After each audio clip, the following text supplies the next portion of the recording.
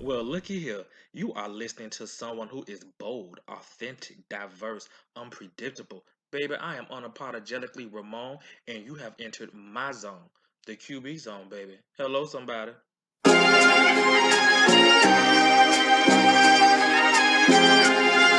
and and and there's no objection.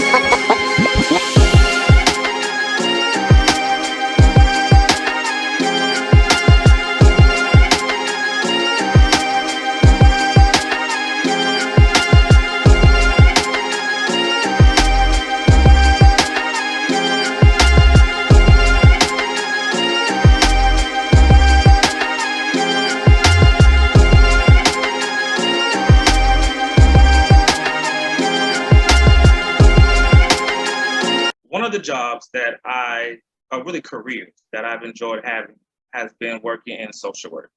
I have worked in the social work field so far since 2010. And for me, it started off simply because I needed a job. I was fresh out of getting my bachelor's degree and needed a job. I never thought that 10 years would go by and I'd still be working in that field. It really ended up being something that I was connected to emotionally, mentally, and spiritually because I saw that things I'd been through, the connections I was able to make was having an impact on youth. And it was in a way that I didn't believe. I'm just thinking I'm doing my job. I just want to do the best I could and help in any way I can. I never expected that I'd be effective, I guess, as much as I was. And so one of the things that I've always loved is being in social work. It has taught me a lot about myself. It's taught me a lot about people. And it's some good, bad, and indifferent. Nothing is perfect, but I think foster care is something that has had a lot of documentaries done about it. It's had a lot of research done about it because unfortunately, a lot of times the kids are removed out of situations and are put in situations by the system that are not better. You also have some that come into the system and they thrive, they excel, they have great, amazing lives. So it's not always a picture perfect story. So because this podcast has always so far dealt with a lot of diversity and some very enlightening subjects, separate from the entertaining stuff I usually like to talk about, I want to talk about surviving foster care. And so today I have a youth that I was blessed to meet in 2018, Yeah, that's it. and since then has become really a beacon of light in a way for me. I just thought she was going to be another youth on my caseload. She was almost about to age out.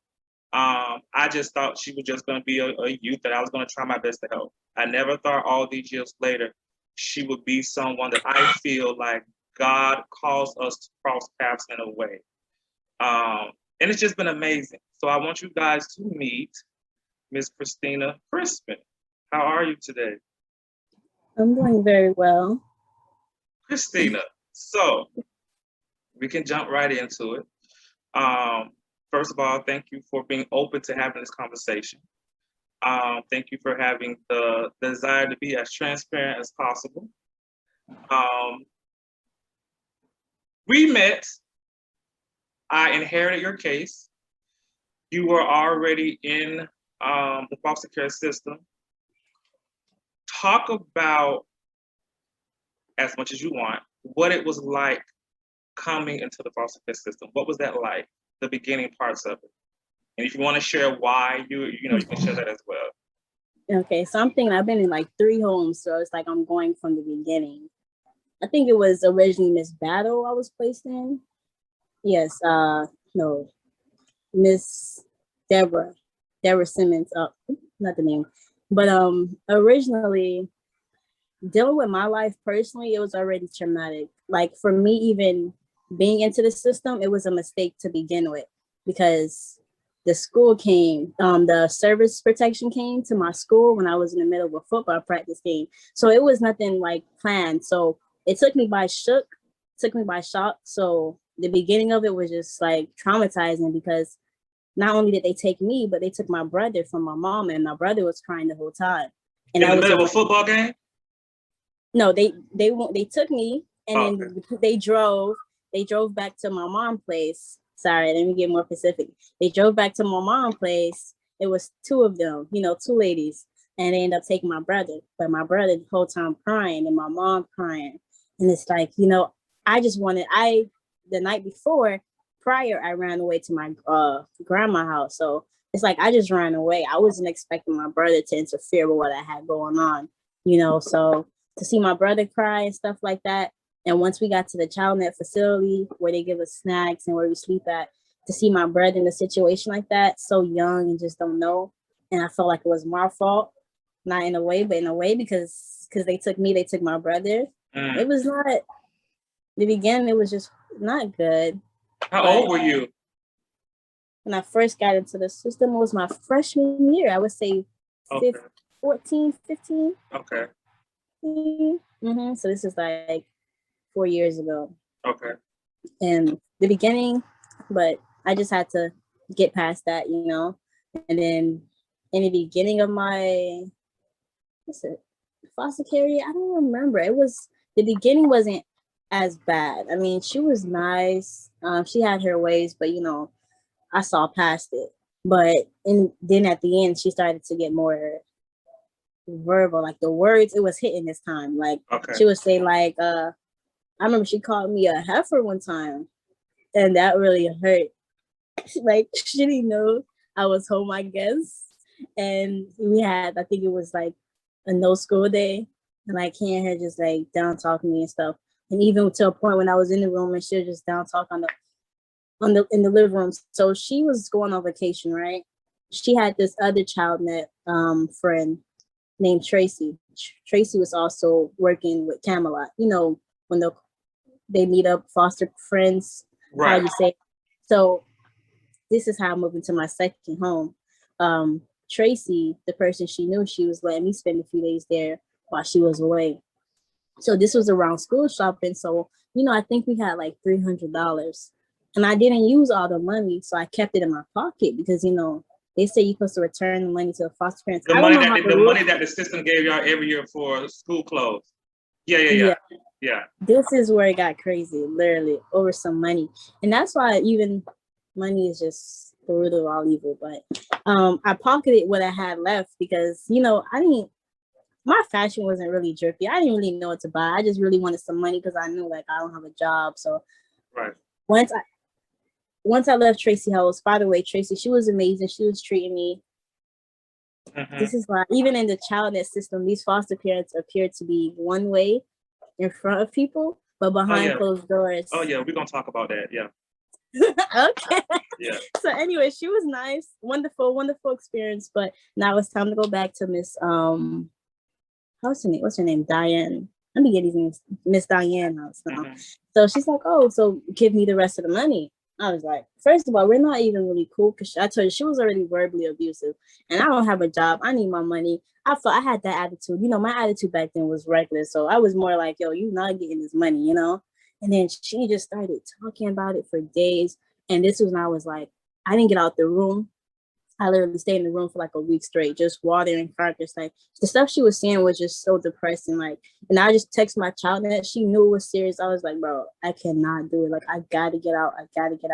I was like, Tracy said she could take me. Cause like I was like recording the stuff Miss Diane was saying to Tracy. So I'm like, bro, like I can't it's one thing when somebody can talk about you when you're not there. Right. But to be there and just like hearing it was just hearing like it firsthand, yeah.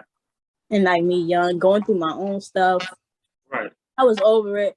And then she moved me out within that weekend. And then that was like my second home. I don't know if I summed it up right, but basically it's your story. You summarize how you're gonna summarize it. Okay. And so then how was it with the second home? Because I didn't get you until you was in your third home. Listen, I'm telling you, like 3 homes every year. I send one lady something every year for her birthday.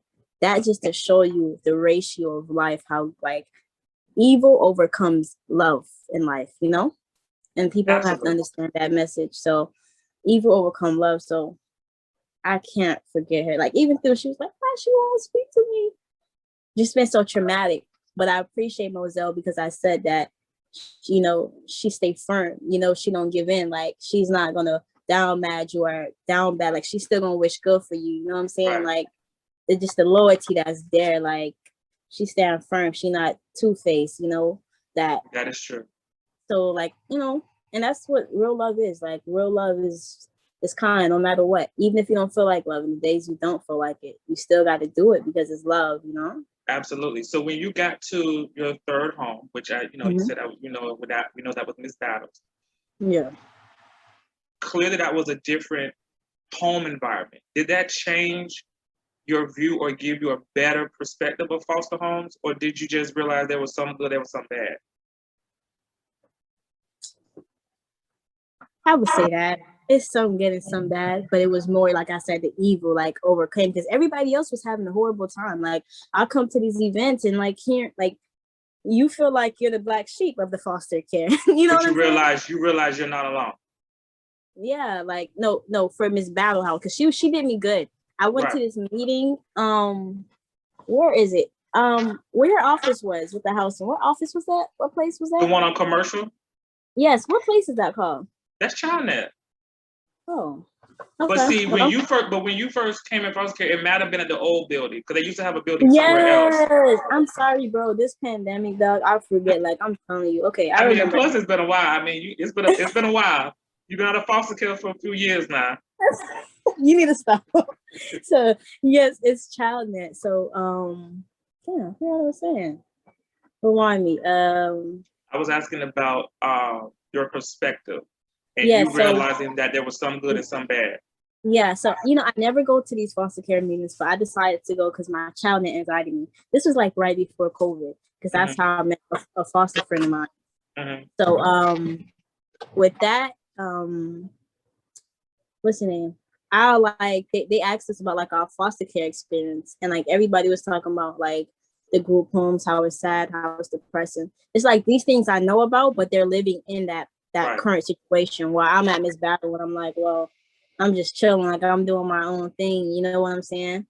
But it did make you appreciate it because I know Miss Battle, she was a good person. Right. Like the curfew and stuff, I didn't realize it then, but me being spiritually now and woke, it's like they just try to protect us, you know? Right. Right. You That's know, it. And I learned before I even got in foster care, not foster care, but foster care as a worker. I learned that there are people who become foster parents. Some do it for the money because at the end of the day, you do get a certain amount per child. I And know. if that child comes with behavior issues, if that child comes with therapeutic issues, developmental issues, these are all aspects that allow you to get more and more money per child. It's called a enhanced rate. And so depending on what the issues are with the child, that rate can continue to go up. So I absolutely have been well aware of people who have done it just for the money. However, you have some that have done it genuinely for the love of the child, genuinely wanting to make a difference. Maybe they couldn't have kids of their own, or maybe they've had kids and they just enjoyed being a parent. They've enjoyed making a difference. And it's been amazing for me just to see that variety, but I get absolutely what you're talking about because I have absolutely come across foster parents that had no business being foster parents. You have some that, yes, they are verbally abusive. Yeah. Some of them are physically abusive. Some, it's horrible. Some of the stuff that I've seen and heard foster parents do to these kids. And I would be the worst caseworker because, baby, I'm gonna call you out. I'm gonna escalate it. Because any child, I don't care if you got on my nerves. I don't care if you wasn't the most cooperative child. Everybody on my caseload, I either treat you like you was my child or you was like a younger sibling. That's how I looked at everybody. And I don't even care what race you were. And I'm very protective of the ones on my caseload. I don't play when it comes to mine.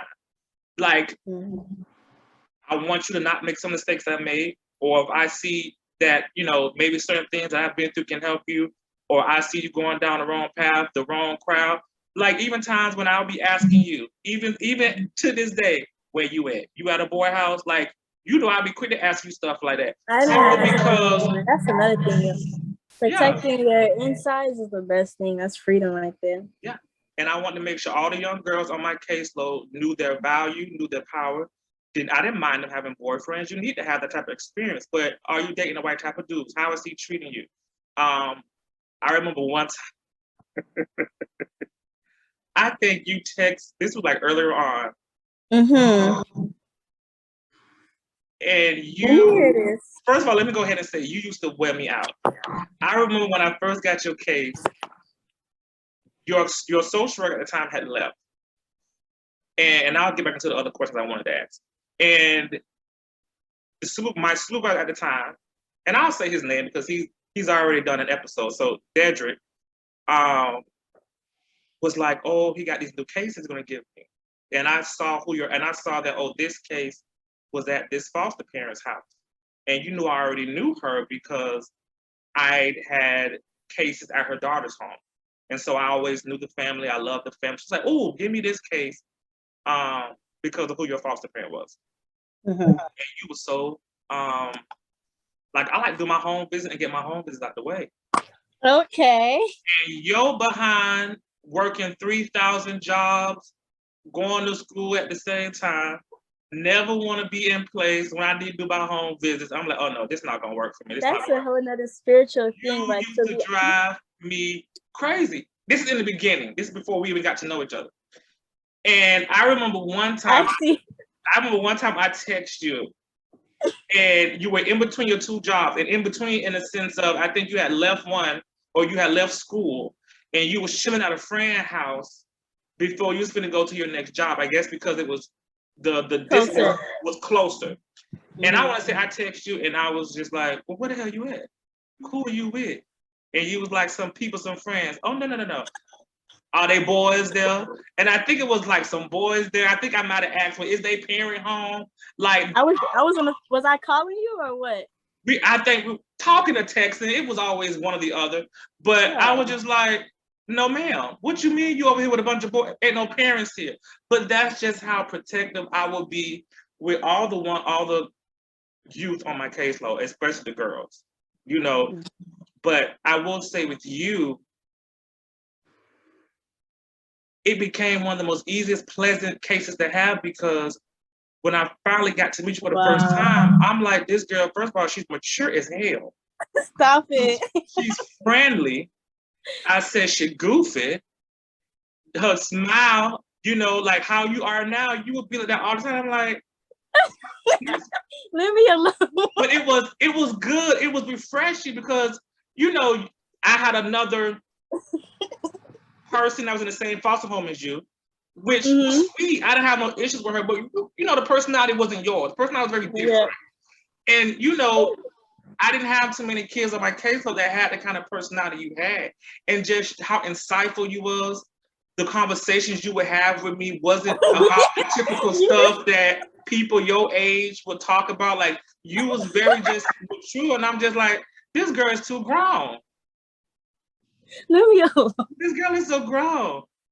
But you know what? People act so crazy when I tell them I'm 20 in a few days. I don't believe it, man. I don't know. They act so scared. Like, you cannot tell me that you're not in your mid or late 20s, like having a conversation with you. But have you always been that way? Did life cause you to grow up fast? Where did you get that? You are so hilarious. I can't take you serious. Like, I'm trying to take you serious, but because we're so used to having our funny, free conversation. Girl, I'm trying to show my other side now, Christine. Okay. Let the people see that. Sir. Okay, sir. So let me tell you, sir. So me, I just before I was always like this, but then I had a lot of anger, like, still built in, because like how you said, I was never attending your meetings. I never attended therapy sessions. I never. You weren't here for it. That was another thing. So when you came along, you was just pushing it. I'm like, yo, I gotta dodge you. Like, you was just clicking. You was not here for me at all. I wasn't. But then when I met you, it was just so different. Like, because like I was like, But before I was just dodging because Yes, you it did, baby. comes You with dodged me so good. it comes with mentally, like I was living, but I wasn't existing. I was dead. You know what I'm saying? Like I'll be in the room all day, like she said, just depressed, crying. Like my life was just different from what you've seen. That's why I went through this journey, 7-month journey of social media, because I wanted to truly live. I didn't want to live for the world, but I wanted to live for myself. So now I'm like this even more. It's like I'm nonchalant now than ever. Like I'm really truly happy. I'm not going behind doors crying, depressed. Like it's the world is dying right now. Ain't nothing for me to be depressed about. As long as I'm living and breathing right now, bro, especially in COVID, I think that's the biggest gift. So I don't know. What would you say were some of the things you learned from being in foster care, just in a positive way? The positive way. I learned that,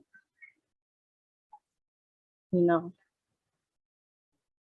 that you could sometimes sum the ratios 1 to 3, but that 1% could change your view on that not all homes could be bad, but if you're lucky, you can get the right one. That's what I tell people.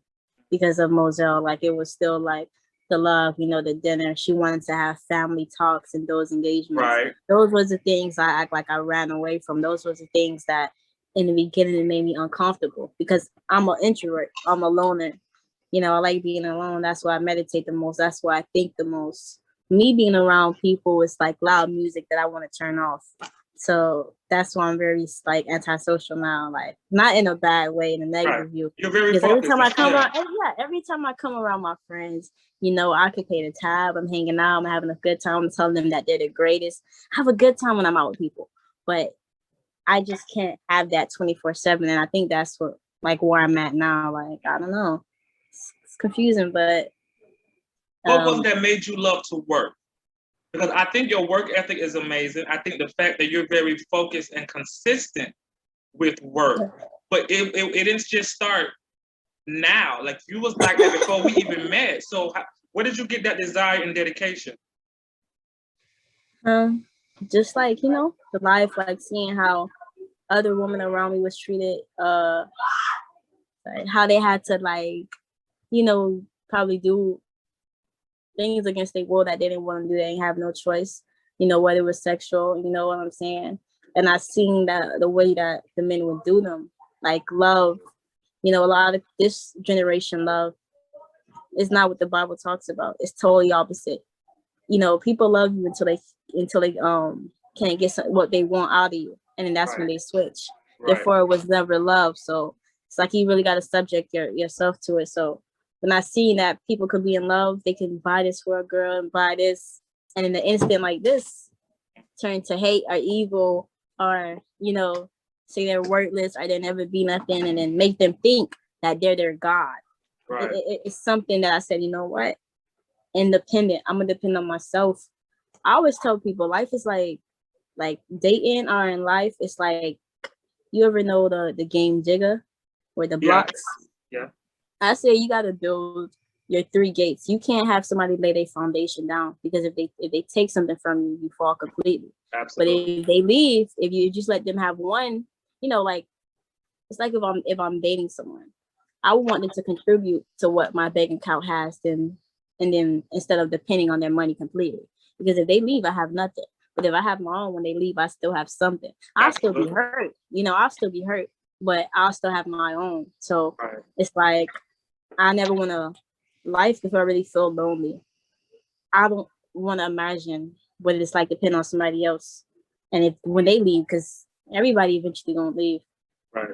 The amount of pain that I go through, because I'm sensitive now. Like pain to me, like it's like a burden, like somebody died. Like that's why I don't like pain. I like smiling all the time, because absolutely, it's and different. It's good because, like you said, I love that you compared it to the game Jenga, because a lot of times people, unfortunately, are dealt situations where they don't know no better or they don't have that drive to be independent, because it's not easy. It takes work, but a lot of people don't have the dedication to that work, because they're going through all these different problems, and just the first sign of relief or the easiest way to get out is to depend on somebody. And then a lot of times you choose the wrong person, and now they want to try to control you. They break down your spirit. And that's so sad, you know. And that's the things I get. That's the things I cry about now, because it's like of the things that people don't know of. Like me, people think being so wise now. Like even, you know, not to bring the religion, but the wiser you become, the more grief. It's not, you know, I'm happy. I treat the world like I do whatever for people now, because you know what, bruh?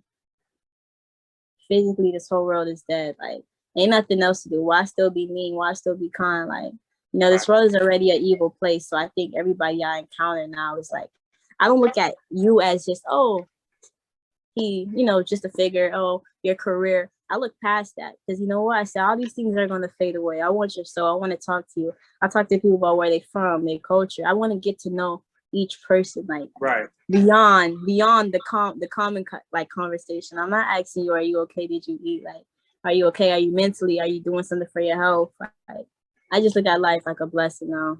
It's just, I don't know. And I think that's amazing that you're that way, because, you know, a lot of times you go through things in life, and especially if you feel like you're alone, or especially if you feel like no one will understand, a lot of times you can keep stuff to yourself, and you can be guarded and not want to let people in, and it can be hard to trust. Before. And I think for you, you definitely had that spirit, first of all, where I just saw so much drive and so much positive things. And so I just remember, especially when you were about to age out and turn 18, just wanting to help you as much as I could, always checking on you, not hassling you with all the jobs, because I understood what your goals and your motivation in life was. So it was like you were just running the streets. And especially when you decided to stop dodging me, things just became so, I just understood you on a deeper level, because you allowed yourself to open up. And I saw that even when you was like, okay. And that's even for you, like your, well, I appreciate that. Because you even your personality, like as soon as you open the door, you was just like, bro, like you would just give me that, you as my friend, like that's it. Like, and I remember the first time we met, and I guess this is when you saw that I guess this is when you started to feel like I was cool or whatever. You had sent me a text. No. And you was home or whatever. I wanted to come to a home visit. And I said, okay, I'm about to pull up. And when I remember you telling me, when I used that verbiage, that you realized I wasn't like some old love, whatever. And I guess you didn't expect me to use that verb, like, oh, I'm about to pull up on you, you know? And I remember you mentioned that to me. And from then, I think that's when you started to let your guard down. Like, oh, this ain't like some lame. You was the only one like that I really like. I'm telling you, you talking about I dodged you. This is a series for me. Like, this is everybody. Yeah, I understood that. But with you, it was like, yo, like you is cool. Like, because me, when I finally spoke about my pain to you, truly, I was like, I know it's his job. So for me being wise, I'm like, I don't want to take that risk. I'll wait to tell him truly of why I was so standoffish, because everybody was thinking, you know, like, oh, she just don't, you know, why she be in her room all day? Nobody knew the questions. Every time they were asking, they tried to figure me out. They couldn't complete the book because I didn't let them figure me out, man. They was asking all types of questions, but I was just quiet, like, you know, I just lied. Yeah. And that's the difference for me, because when I got your case, they want to say X, Y, Z, yada, yada, yada. I'm never the kind of person that when I get a case for the first time, I'm going to take what I'm told and allow that to cause them to create a preconceived notion. Yeah, I'm going to read it and I'm going to listen to whatever you tell me, just so I can have in the back of my mind what I'm possibly dealing with. Absolutely. When I meet that person for the first time, I'm going to create my own impression of them. And I think that's what probably has allowed some of the youth like you to open up and put your guard down, because I just come at you, Dave. I'm not going to judge you. Absolutely. Because I probably done some of the same crap you did, or I probably have been through some of the same stuff. I'm not finna judge you. So I'm finna look beyond all that other stuff that people want to say. And then look, you take guard down, you start to trust me, we have rapport. You ended up going ahead and doing the therapy, even though you didn't want to. You did compromise and do a few sessions, but that was just but you see how that gravitates your energy. Like, Yeah. you keep doing your thing. Like you didn't seem robotic. It's another thing when you know somebody genuinely care. You didn't Right. come in seeming like it was just a job. It was more like you really wanted to understand, you know. Absolutely. I knew I was at my point where I was like exiting, so I'm like, you know what, he's cool. I'm here for it, like, you know. So Yeah. And then, you know, all these, one of them, I'll never forget it, and I mention it quite often. A few months had went by, because I had to change positions and roles, and so, you know, I didn't have an actual caseload, but we still kept in touch. And then my grandmother died. And I remember you reached out a few times after she died, you know, we talked about it and you know, stuff. And then I remember the first time I saw you afterwards. And I remember you saying, "Oh, you got a gift, whatever." I didn't think nothing of it because I wasn't a materialistic person. You know, whatever it was, I was I gonna know. be grateful for it, you know.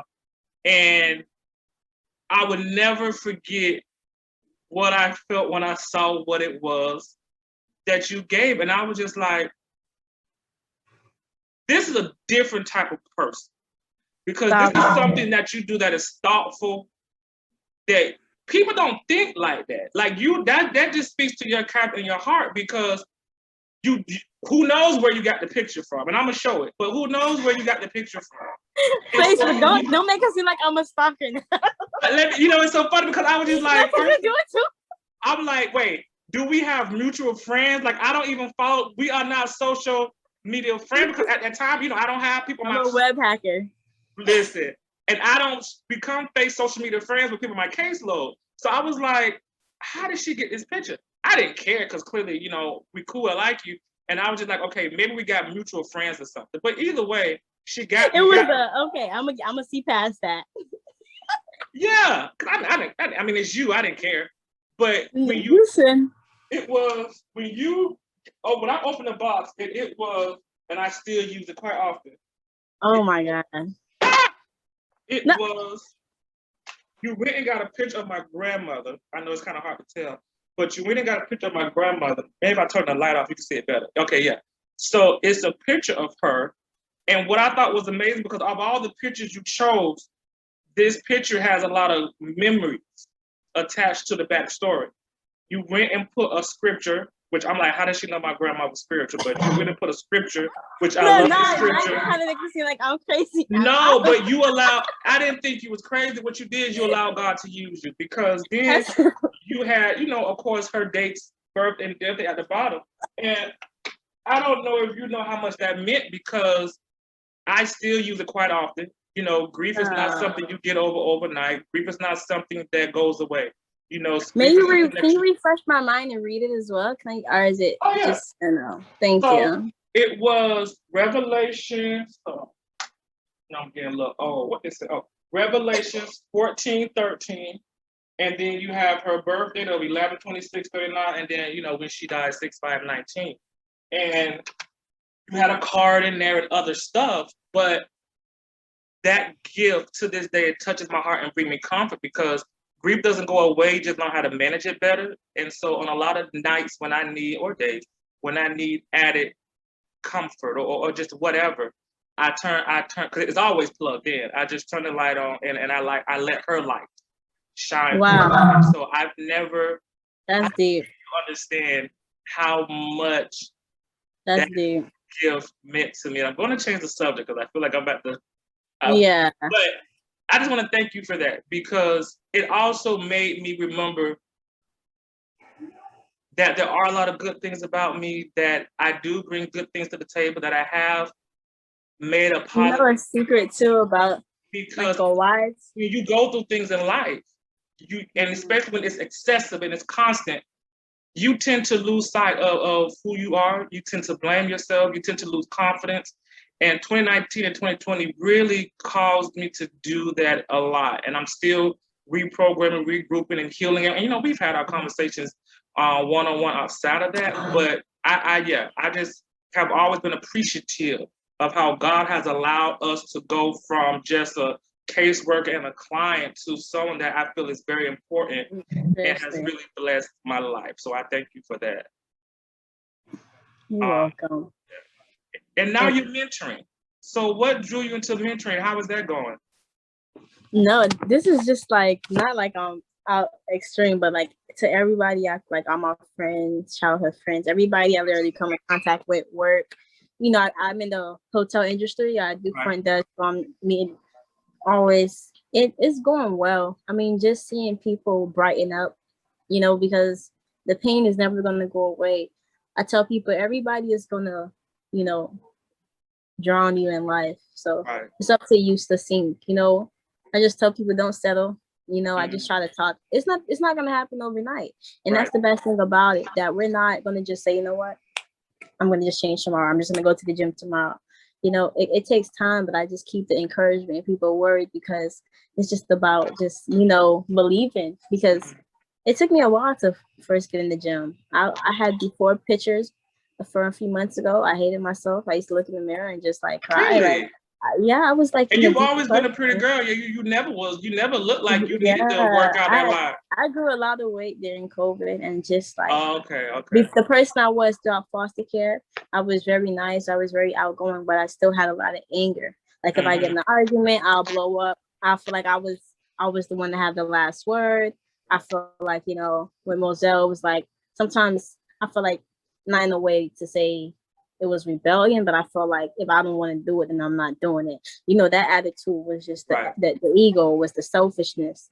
Now I'm more, I let people choose now. You know, like if you talk about something that happened, like a great achievement, if I got an achievement, I'm gonna talk about mine tomorrow. Like I'm not gonna shine on your party. Like I just think so different now. Like with the ego, that's what the America teaches you, to be better than, you know, be better than somebody, have this, bigger cars, all of that. It's that crap. It's kind of like a crab mentality, tearing people down to climb your way up.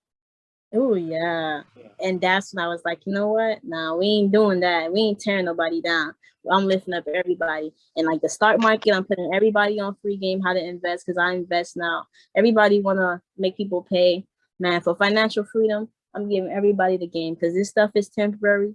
The world is gonna be over soon, and I just want everybody to be financially free, so they don't got to feel like they're nobody. You have some people just because they feel like they're not working or having a career, that they're nobody. You know, you can't let these man-made things validate you. And that's what I'm trying to get people to really understand. My main message is to move yourself, to physically be on this earth, but mentally be in a higher space, a higher atmosphere, a higher cloud. Because if you're physically on this earth, you're gonna end up committing suicide, because what is it on this earth? Just pain, grief, deaths, people betray you, people you do good for. It's all sick.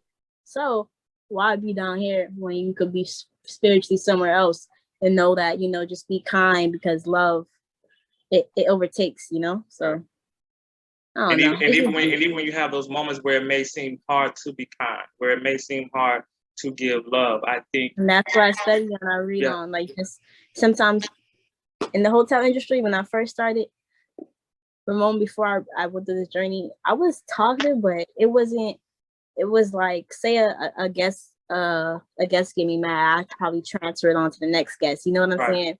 Just because I had an attitude or something like that. Now it's like, you know, everybody starts on a new page. You know, you forgive. I want to forgive somebody 500 times a day. That's what I'm aiming to. I'm like, I'm always waiting for somebody to do something. I'm just ready to forgive, you know. Sometimes it's hard, but you gotta just let go, because I made countless mistakes too, you know. We didn't come, my favorite logic on how I understand is, we didn't come with a book at first. We're learning along the way. So if you make a mistake, I have to say, you know what, Ramon, I'm going to accept that mistake, because you know what, I'm going to make a mistake along the way. I think why a lot of people are going through depression is because when you allow to show your real self, or when you get angry, when you get upset, people look at you as you're the evil one. You're judged. They use your mistakes to define you. Yeah, absolutely. Yeah. But meanwhile, they're gossiping or they're doing something evil. It's just a lot of, you know, hypocrites. You know, so right. And that's why they say, you know, we all sin and come short of the glory of God. You know, my sin may not be the same as yours, but we all have sinned. We all have hurt people. We all have done something wrong. It may not be the exact same act. Exactly. And so I think that people have an issue with forgiveness. People have an issue with not judging people based off of their mistakes. I want to get to know your heart. Because first of all, when a person makes a mistake, I don't feel like you wake up in the morning and be like, I'm gonna make a mistake today. I'm gonna wake up in the morning and I'm finna go hurt this person today. There's a story behind it. It doesn't justify it. But I think when you accept people as human and you get to know their story, you get to know their journey, find out the rationale why they did X, Y, Z. Once again, it doesn't justify what they did wrong, but at least you can have compassion, human to human. And I think that's amazing that you, at your very young age, have found ways to protect your peace and to be very, very specific and intentional about the energy you are around. I hope Even you my like, yeah. it goes to even like working like at jobs. Like I tell people, we have to work however you get money. I keep, telling people invest, because some days I don't want to get up and go to work. Logically, I'm gonna be real. Nobody wants to freaking work, but we do it because we have to pay bills, and unfortunately, life just throws us these bills that we have to take care of. But if everybody had the free will, pretty sure we'll just log off this app and go to nature and live life, drinking mimosas if we have some money, right? So in the meantime, I'm telling people, listen, invest, escape the rat race. You know what I'm saying? Like, I don't know. I'm just really woke, and I'm just against this world. Like, I already know what the government doing and stuff. Like, I'm just gonna invest. So in regards to the government, I'm gonna ask you a question. I'm gonna ask you a question I asked you before we got started. Ask me one question about the government, but after this. Oh no, we're not gonna give the government. We ain't gonna give the government too much attention anyway. Just letting you know. And plus, some stuff we talked about is between me and you. Why would you never be in social work? I think you froze. Did you freeze? Oh no, there you go. Why would you never work in social work?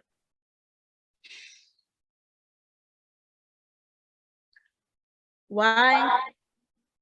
Because this world is not about humanity. I'd rather do this and have a voice where I have no restrictions, where I don't have to have no meetings about what can I say, signing a contract, living paycheck to paycheck. Just really blunt. I'd rather just have a podcast or something like this where I can just be really restricted, because nobody's for the people, really. A lot of these kids are getting tortured behind closed doors and stuff. Absolutely. Nobody want to talk about it. All these cases, you just probably get put away or something.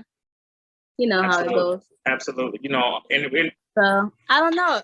I'm just. I get it. I'm living Ramon. I'm just really up there, so I can't. I mean, I'm gonna help people. Trust me. And you don't have to be a social. You don't have to be a social. Way. Right, and you don't have to work in social work to help nobody. Let's be clear. Absolutely. Because, like you said, you don't want the restrictions. You don't want to be called into. I can't tell you how many meetings I've been called into about Ramon. I already know about my tone. For example, my tone. But yet I get the job done. So why the hell you run about my damn tone if I get the job done? I hope you realize, I love doing that, by the way. You can't hide what you were just doing. I love it. I enjoy that as well. But anyway, I don't know why you act like you can slide stuff by me. I'm No, who is on this? Is somebody watching me, or is it just... First of all, it's just me and you right now. But when I release this episode, other people will see it. But it ain't like you act like you doing something that you need to be ashamed of. I'm not, but it's like, I thought like people was in this chat. No, there's no chat. No one's watching us. I know that. You ain't see me click on the phone. I'm looking like participant. I don't know how this Zoom thing work. Like, I don't work from home no more. That was another thing. Like, I was fatter and I was like, bro, like, working. You were never, no. You was never fat. You just was you had a little more extra pounds on. Yeah. And I'm sure your man or whoever you let hold you enjoyed it. No, I was very much single, but like my stomach, I was just short, because you single don't mean you ain't got no special friend. Exactly. Girl, I'm not stupid. Listen, I be chilling, bro. You do. You be chilling, you be working, you be focused, but you have to self-care. You have to have a good 2-3 people that you just trust, that you can just chill and be yourself with. And I have close friends. I have close friends, but right. Where I'm at now, glad you do. I want to be with, like, if I do a relationship, I'm looking to marry that person. So I'm just chilling, you know. I want somebody But that's don't really, rush. Don't rush into it. that's how I'm chilling. I have to really just invest because you have to understand this is a global pandemic. I'm just really trying to save before the road is over, bro. I So, be thinking about other stuff. I don't have time to be thinking about these people. Like that's another thing about me. Like, yeah, there's a one thing, a lesson grandma told me, never forget it. There's gonna always be men. There's gonna always be boys, just as much as books, man. It don't matter. There's gonna always be like until the world come extent. I'm there's not gonna worried always now. be fish in the sea. And then like, yo, there's like I'm texting somebody now and he's moving to Texas soon, like, but he's talking about Christ and we're just like throwing verses at each other. I like stuff like that. I'm not into all like how I used to be. I used to be into like, you know, how it is. I ain't gonna say it, but the No, but don't world. say it like it was a bad thing, because you were never a bad youth. You were never a bad person. You were just going through life, learning the tools as you went along, It's not. and you were always doing the best you could, and you was successful at it. You was finding out who you were and who you wanted to be. Yeah. I don't regret anything, honestly, You but good, it's just because the you shouldn't. lifestyle now is crazier. Like, you know, I everybody's think just your not, you know? transformation is amazing. You know, you came into foster Okay. care. None of that broke you. You know, you went through your stuff like we all do, but it didn't break you. Uh-huh. And you come out on the other side, intelligent, resourceful, independent, full of life, you know, full of service, wanting to give back, adult personality, which I'm pretty sure draws all kind of people in. And I just hope you know how amazing you are. I hope you know what you bring to the table. And I hope that you don't allow no friend, no man, no nobody to dim that light. And anyone who cannot embrace you or be on your level, they don't need your time or attention. Make sure all your friends, any guy who want to get to know you, they respect you and don't accept nothing less. Well, that's it for the zone today. We are officially shutting it down. Thank you guys so much for tuning in. And until next time, remember this: it's okay to forgive people and still deny them access to you.